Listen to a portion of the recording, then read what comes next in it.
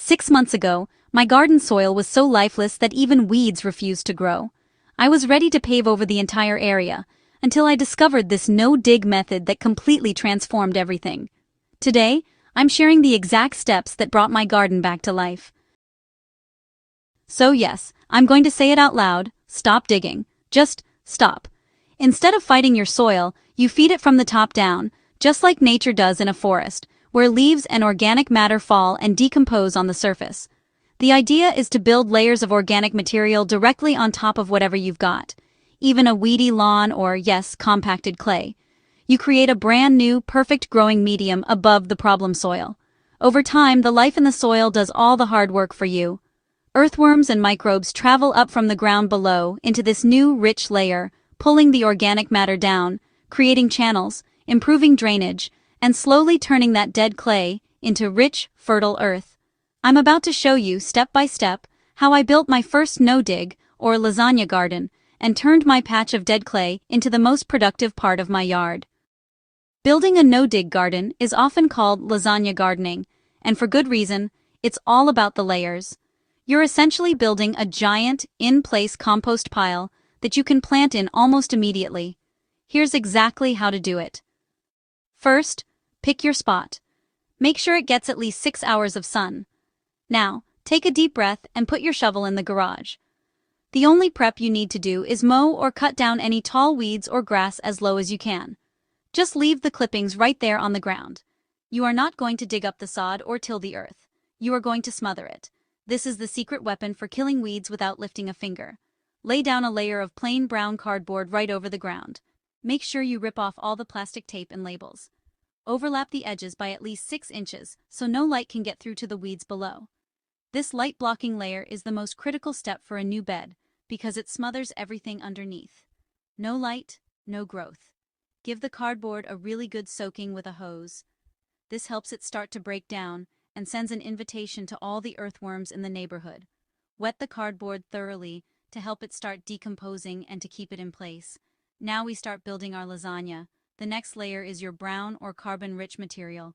This is stuff like shredded fall leaves, straw, sawdust, or even wood chips. This layer provides the long-term energy for your new soil ecosystem. Don't be shy here. Add a nice thick layer, about 4 to 6 inches deep. It creates air pockets and structure as it slowly decomposes. On top of your browns, add a green or nitrogen-rich layer.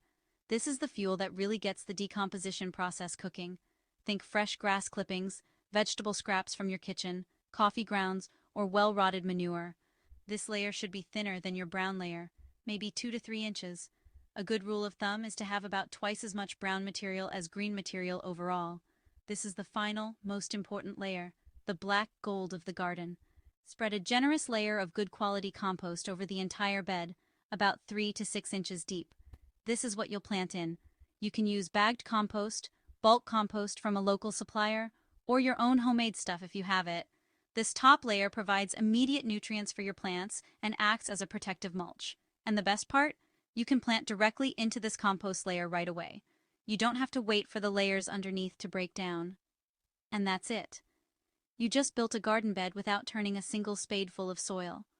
Watch as your garden transforms, thanks to the magic of no-dig gardening. So what happens next? This is where nature's magic really takes over. Your layered bed is now a 5-star resort for the soil food web. The cardboard below is slowly smothering the old weeds and grass, which then decompose and add their own nutrients back into the soil. At the same time, it's attracting a legion of earthworms. These worms become your tireless garden crew. They burrow up through your old hard clay, pulling down bits of cardboard, leaves, and compost. Their tunnels create deep channels that permanently improve aeration and drainage, fixing the compaction that plagued your old garden. The waste they leave behind, worm castings, is one of the most nutrient-rich natural fertilizers on the planet. Meanwhile, the alternating layers of browns and greens are slowly breaking down, creating a slow-release fertilizer that feeds your plants all season long.